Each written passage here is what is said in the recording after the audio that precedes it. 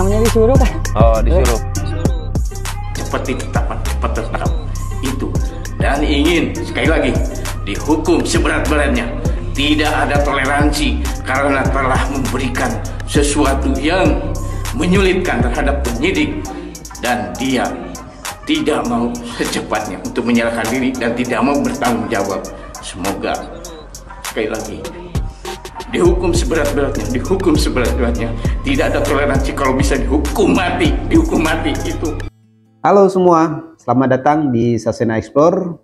Salam sehat dan sejahtera untuk semuanya ya. Masih seputar kasus Subang, di mana kasus ini walaupun sudah ada 2 terpidana, 3 tersangka, tapi sepertinya kasus ini masih akan cukup lama tertuntaskan. Apakah nanti akan berkembang kemana-mana? Apakah ada efek domino dari kasus ini? Ya, kita nantikan saja ya. Yang jelas kita mendesak kepolisian Jabar ini untuk segera melimpahkan berkas Bu Mimin, Abi, dan Arigi karena mereka statusnya sudah tersangka. Artinya ada kewajiban untuk Polda Jabar ini memberikan status yang jelas kepada 3 tersangka ini, apakah bisa P21 atau tidak, dan segera disidangkan agar ada kepastian hukum apakah mereka bersalah atau tidak ya. Sedangkan Pak Yosep sedang menempuh kasasi, kalau nggak salah kemarin tanggal 9 ya, berkasnya sudah diantarkan oleh pengacaranya yaitu Ibu Sylvia Devi ya, ini ke Pengadilan Negeri Subang untuk disampaikan ke Mahkamah Agung. Ya, mudah-mudahan segera ditindaklanjuti dan segera ada putusan ya, apakah diterima atau ditolak.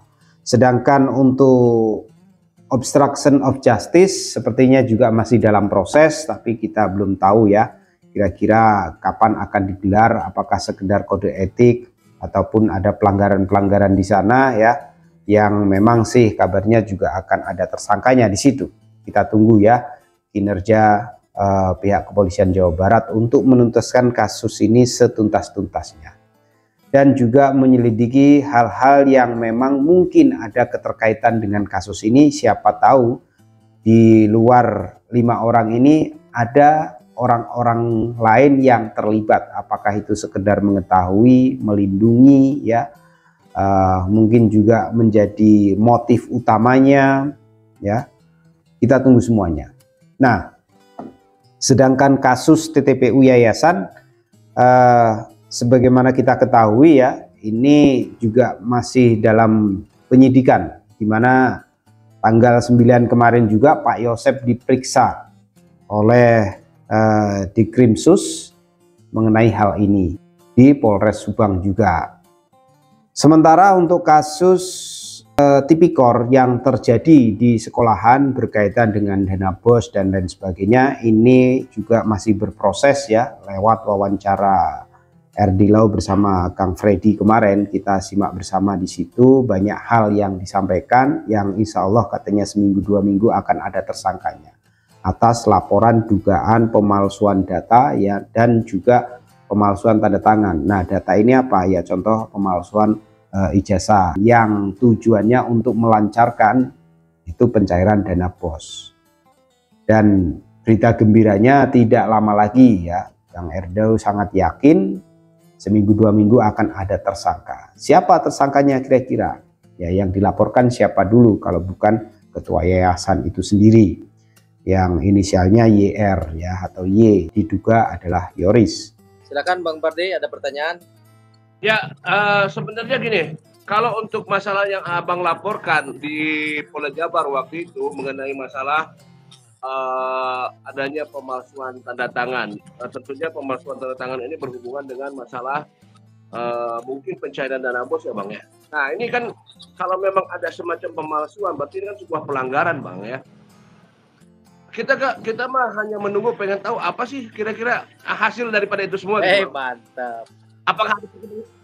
Apakah ada perkembangan baru nggak Bang? Oke, jadi gini. Informasi baru. Saya jelasin ya teman-teman. Saya memegang beberapa dokumen ya.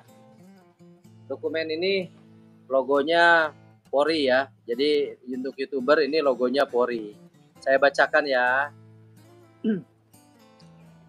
Kepolisian Negara Republik Indonesia, Daerah Jawa Barat, Resort Subang.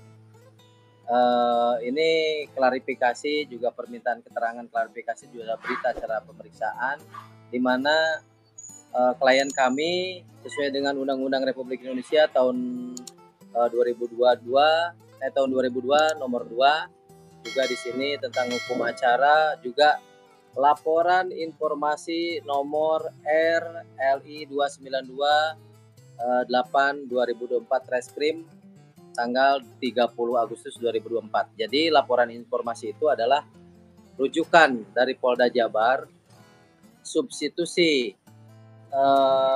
surat perintah penyelidikan nomor SPLidik 1002 7 2024 Reskrim tanggal 30 Agustus. Jadi di sini tanggal 30 Agustus tahun 2024 perkara dari pelaporan kami di Polda Jabar dengar nomor perkara yang tertera di sini sudah lanjut ke penyelidikan ya. Mungkin nanti kalau sudah beres pemeriksaan di Polres Subang nanti kembali berkas ke Polda dan insya Allah akan ada tersangka yang muncul dan sekaligus saya hari ini melaporkan tentang dugaan dana bos yang melibatkan klien-klien kami dan klien kami pun ikut serta melakukan pelaporan dan berkasnya sudah kami siapkan.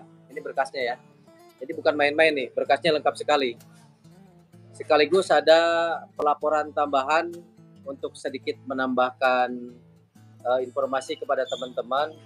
Di saat Amel meninggal dunia, 2 hari 3 hari Amel sudah dikuburkan, masih bisa bertransaksi, membeli barang dan sebagainya. Luar biasa itu. Baik, ini saya jawab dulu pertanyaan dari Felicia de Maulana. Ada pertanyaan, Paman Erdelau. Jika tanda tangan dipalsukan dan uang dana bos nyata digelapkan, hukumannya pasal berapa? 263 KUHP, ancamannya 6 tahun penjara. Barang siapa memasukkan tanda tangan, memasukkan dokumen, apalagi ini tanda tangan di atas dokumen negara ya. Junto pasal pelaporan kami dana bos. Junto secara mendasar pendalaman dari Krimsus untuk penggelapan uang negara. Jadi lumayan junto pasalnya ya. Kalau khusus dari kami hari ini Bang Freddy 263 cukuplah. Di atas 5 tahun langsung bisa ditahan. Pelaku sesuai KUHP 16 di atas ancaman 5 tahun bisa langsung ditahan di Polda Jabar. Silakan pertanyaan selanjutnya, saudaraku. Begini Bang, kira-kira kalau misalkan sekali lagi kalau nanti sudah ada tersangka, apakah akan ada menyeret tersangka lainnya? Baik, pertanyaan yang bagus. Kami duga kuat pasti tentunya arahnya ke situ. Bang Freddy, nanti kita akan menerima bukti SP2HP dari Polda Jabar. Surat pertanggungjawaban pihak kepolisian kepada kami ya. Jadi yang saya sampaikan kepada kawan-kawan, ketika muncul begini, sebelum saya ke situ, saya lebih tertata sekarang berbicaranya biar nggak banyak digoreng sama youtuber dan netizen ya.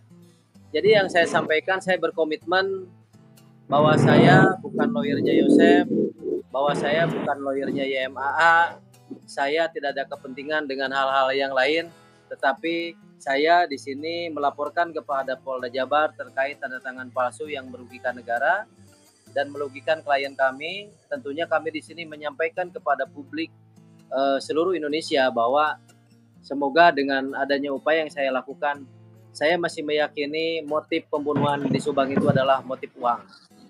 Boleh dong berbeda keyakinan. Yang jelas ketika saya meyakini dugaan saya pun konsisten, saya pun komitmen untuk terus mengawal kasus ini. Sehingga ketika muncul ada tersangka di Jabar, maka saya meyakini bahwa aliran dana negara itu masuk kepada orang-orang tertentu share ke sana ke sini yang nanti akan regulasinya diatur oleh penyidikan. Dan nanti secara penyidikan dan penyelidikan telah dilakukan oleh Polres Subang, substitusi dari Polda Jabar. Selanjutnya nanti ketika masuk ke ranah yuridis, ya nanti akan terang benderang. Nanti saya sebagai kuasa hukum dari Pak Dedi dan kawan-kawan tentunya juga akan mempertanyakan secara tegas di ruang persidangan, yang persidangan terbuka untuk umum, dan di persidangan tidak boleh satu orang pun untuk berbohong, karena akan disumpah ketika kebohongan itu dikeluarkan di peradilan, maka pihak peradilan akan mengejar kebohongan itu. Jadi inilah keyakinan dugaan saya bersama rekan-rekan saya, klien saya, bahwa saya mempercayai motif pembunuhan kasus Subang itu adalah uang. Nah, ancaman hukumannya berapa? Di situ disampaikan 6 tahun. Jadi artinya yang bersangkutan, ya, saudara Y ini bisa ditahan karena tuntutannya di atas 5 tahun.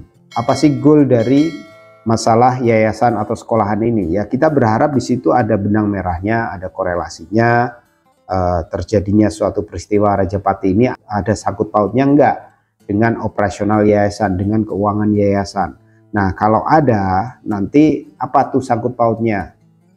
Apakah di situ ada suatu masalah yang menjurus ke sana, ya? Selain 5 orang yang sudah 2 terpidana, 3 tersangka ini, apakah ada mastermind-nya di situ, ya, yang menciptakan hal ini terjadi? Kita tunggu saja. Ada yang menarik di situ, ya, dari wawancara tersebut, itu adalah ATM Amel. Ya, kalau kalian perhatikan bahwa 2-3 hari setelah kejadian masih ada transaksi menggunakan ATM Amel. Nah, kira-kira siapa yang menggunakan itu? Kalau kita lihat ceritanya, ya, tas yang berisi uang 30.400.000 itu di dalamnya juga ada ATM korban. Ya. Dan di situ juga ada perhiasan. Kalau nggak salah seperti itu. Kalau salah silahkan dikoreksi. Dan itu terakhir sama Polsek, ya, itu diserahkan kepada keluarga korban. Ya, kalau nggak Pak Yosep, Yoris, tapi seingat saya kepada Yoris. Lantas siapa yang menggunakan ATM tersebut? Apakah Yoris, istrinya? Kalau pihak kepolisian tidak mungkin, ya. Nah, ini untuk ATM. Kok bisa segampang itu, ya? Kok tahu? Apakah Amel ini di masa hidupnya itu membagikan PIN-nya kepada keluarganya? I don't know. Menurut kalian gimana? Kenapa ini bisa terlacak? Atau ada suatu intimidasi semasa masih hidup ini untuk memberitahukan PIN-PIN ATM Amel atau bagaimana? Dan mungkin juga perlu ditelusuri, ya, apakah ada transaksi juga lewat M-Banking-nya Amel. Kalau M-Banking ini akan lebih rumit lagi, berarti si pelaku harus megang HP, ya, HP yang di dalamnya ada aplikasi M-Banking bank tertentu. Harus tahu username-nya, password-nya, terus PIN transaksi. Ini lebih kompleks lagi. Kalau itu bisa terdeteksi, ya, karena HP-nya Amel ini hilang waktu itu. Kalau ada transaksi melalui M-Banking, sudah bisa dipastikan 90% orang tersebut yang menggunakan M-Banking itu terlibat dalam kasus ini. Patut kita kawal terus, ya. Siapapun yang mau menegakkan kebenaran dalam kasus ini, ya, kita support. Apakah itu dari kubunya Pak Yosep, dari kubunya Danu, dari kubunya Yoris, it's okay. Kita sebagai pengamat dan pemerhati kasus Subang ini ingin disajikan sesuatu yang benar-benar benar, ya. Dan di situ nanti kita berharap ada suatu keadilan, baik untuk kedua korban dan juga untuk orang-orang yang tidak bersalah dalam kasus ini, yang mungkin saja sudah terframing, sudah tersudutkan, sudah menjadi perbincangan. Kalau memang nantinya terbukti tidak terlibat, ya namanya harus dipulihkan, kan begitu. Tapi sebaliknya, kalau memang orang-orang yang nantinya ditersangkakan oleh Polda Jabar ini benar-benar adalah sebagai pelaku, itu kita berharap hukumannya semaksimal mungkin, ya. Karena saya sendiri sebenarnya kecewa dengan hukuman Pak Yosep 20 tahun penjara. Kalau memang secara sah dan meyakinkan beliau itu melakukan suatu tindakan pembunuhan berencana secara bersama-sama, minimal seumur hidup, tidak perlu hukuman mati sesuai yang beliau inginkan. ya, sesuai yang Yoris inginkan. Itu harapan kita. Tapi entah kenapa apa yang menjadi pertimbangan Pak Yosep terbukti secara sah dan meyakinkan, tapi cuman divonis 20 tahun penjara. Kasasi sedang berjalan, kita tunggu ingkrahnya gimana, ditolak atau diterima. Karena ini juga menjadi perhatian publik bahwa kalau melakukan sesuatu secara bersama-sama, secara sah dan meyakinkan, nasib MAA belum jelas. Walaupun ada kabar September ini itu akan naik status menjadi terdakwa. Ya, kita tunggu ya. Oke, terus kita amati dan kita perhatikan mana yang perlu dikritik, silahkan dikritik ya. Baik itu dari penanganan kasusnya, baik itu dari segi pelaku yang sudah ditersangkakan, baik dari potensial kemungkinan orang-orang yang mungkin juga terlibat di dalamnya tapi belum tersentuh oleh pihak kepolisian, ya mari kita suarakan. Tetap kedepankan asas praduga tak bersalah, karena kita melihat kasus ini belum 100% clear dan kita berharap nantinya tuntas setuntas-tuntasnya. Oke, saya kira itu dari saya. Terima kasih sudah menyimak. Jangan lupa like and subscribe-nya. Sampai jumpa di video berikutnya. See you next time. Bye-bye.